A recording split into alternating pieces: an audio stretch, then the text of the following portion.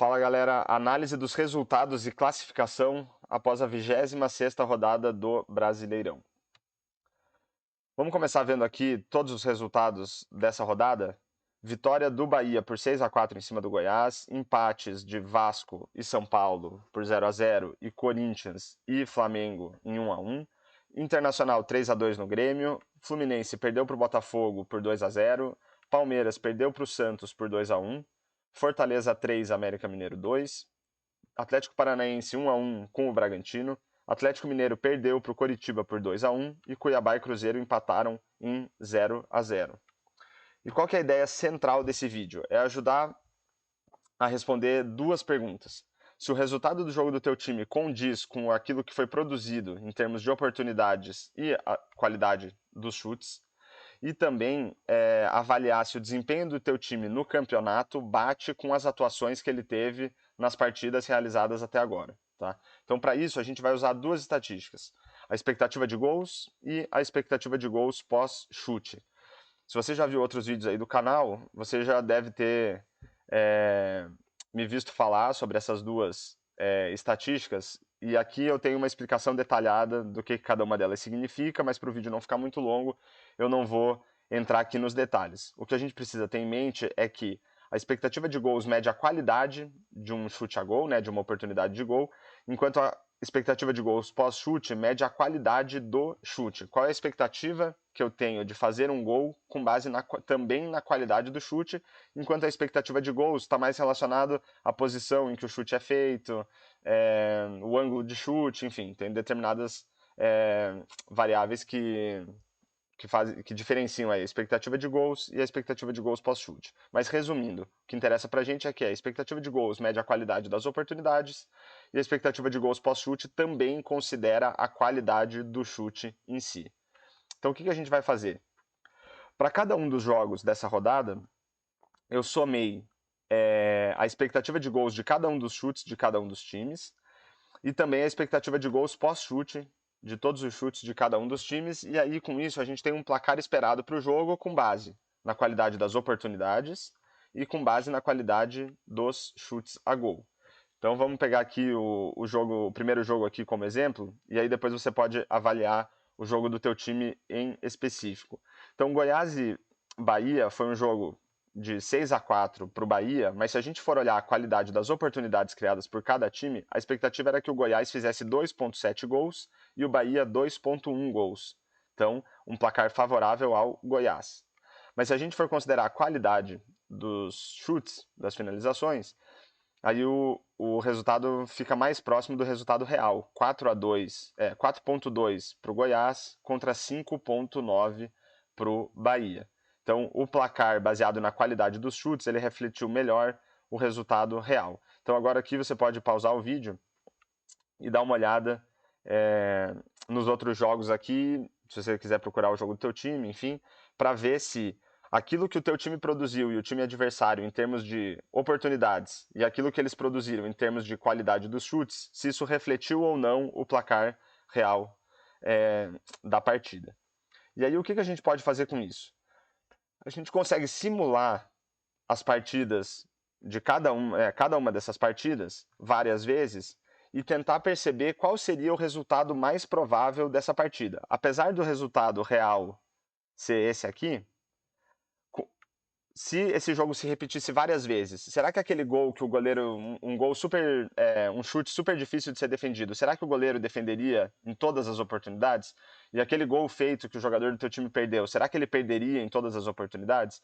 Então a ideia aqui é imaginar que os jogadores e os goleiros, eles são medianos, então uma oportunidade de gol muito clara normalmente seria gol, uma defesa muito difícil de ser feita normalmente o goleiro não conseguiria fazer, e aí a gente entender quais seriam os resultados mais prováveis de cada uma dessas partidas, considerando, né, as oportunidades criadas reais e também os chutes dados, né, a qualidade desses chutes também reais, e quantos pontos em média os times fariam com base nesses resultados. Então eu simulei 10 mil partidas de cada um desses jogos aqui e olhando quantas vezes cada time venceria e, com base nisso, qual seria a expectativa de pontos para esses times. Então vamos pegar de novo aqui o jogo do Goiás e Bahia como exemplo.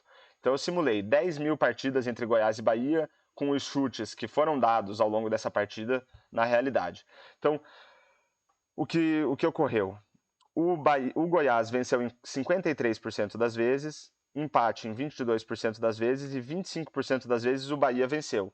Então a gente tinha visto, né, deixa eu voltar aqui no slide, que pela qualidade das oportunidades, o Goiás foi melhor do que o Bahia. Então isso se reflete, né, nessas simulações aí de 10 mil partidas, que o Goiás tenha mais vitórias, 53% das vezes, e o Bahia menos vitórias, com 25% das vezes.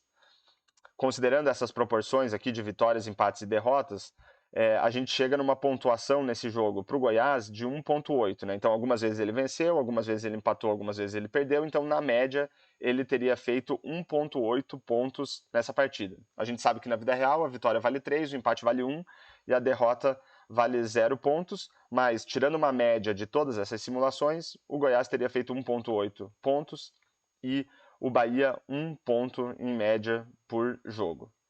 E aí, se a gente for olhar a qualidade dos chutes, né, fazer a mesma simulação com base na qualidade dos chutes, aí a gente vê que o cenário se inverte, e era o que a gente tinha visto aqui, né, que o placar é favorável ao Bahia, nesse caso, quando a gente considera a qualidade dos chutes. Então aqui, em 5% das vezes o Goiás venceu, 12% das vezes empate e 83% das vezes o Bahia venceu. Essa proporção de resultados geraria, em média, 0,3 pontos por partida para o Goiás e 2,6 pontos por partida para o Bahia. Então agora, de novo, né, seguindo esse exemplo, você pode dar uma olhada aqui nos demais jogos e entender como que o desempenho, tanto com base na qualidade das oportunidades, quanto com base na qualidade dos chutes, refletiria em nas vitórias, empates e derrotas do teu time, na pontuação esperada para esse jogo, né? Enfim, tanto para a qualidade das oportunidades quanto para a qualidade dos chutes. Então pausa o vídeo aí e dá uma olhada em como que foi o jogo do teu time para esses cenários todos.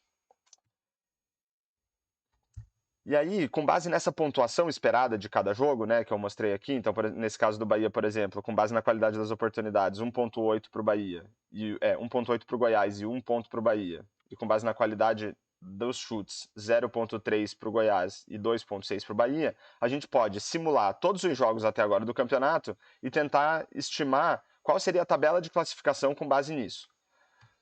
Então, aqui eu tenho a pontuação real após a 26ª rodada, tá? Então, Botafogo em primeiro com 55, em segundo o Bragantino com 46, aí uma série de times com 44 e assim por diante. E também a gente tem aqui uma pontuação esperada com base na qualidade das oportunidades e uma pontuação esperada com base na qualidade dos chutes. Entre parênteses aqui, eu tenho a diferença entre a pontuação real e a pontuação esperada. Então eu vou usar o Botafogo como exemplo, que é o líder do campeonato, e vou caçar aqui mais um ou dois exemplos que ajudem a ilustrar. Então, com base na qualidade das oportunidades que o Botafogo teve ao longo de todos os jogos da competição, e simulando quais deveriam ser, ou supostamente seriam os resultados de cada um dos jogos do Botafogo até agora, com base na qualidade dessas oportunidades, o Botafogo teria feito 35,3 pontos nessas partidas. Essa diferença entre a pontuação real e a pontuação do Botafogo é de 19 pontos. Então a gente consegue ver que a classificação do Botafogo atual passa muito por conseguir aproveitar acima da média todas as oportunidades de gol que o Botafogo teve até agora. Então o Botafogo conseguiu vencer mais jogos do que o esperado com base na qualidade das oportunidades que ele teve. Então isso pode passar ou pelos atacantes estarem finalizando melhor do que o esperado, né, o caso do Tiquinho Soares, por exemplo, ou então que o goleiro do Botafogo está defendendo mais do que o esperado, e também o Lucas Perry notadamente aí um goleiro que está fazendo um campeonato bem acima da média. Com base na qualidade dos chutes, o cenário é mais ou menos parecido. O Botafogo teria aqui uma pontuação esperada de 38,4, 16,6 de diferença em relação à pontuação real. Se a gente for olhar aqui alguns outros exemplos, o Grêmio também tem uma pontuação bem acima do esperado, tem 10 pontos a mais do que o esperado com base na qualidade das oportunidades e 12 pontos a mais com base na qualidade dos chutes.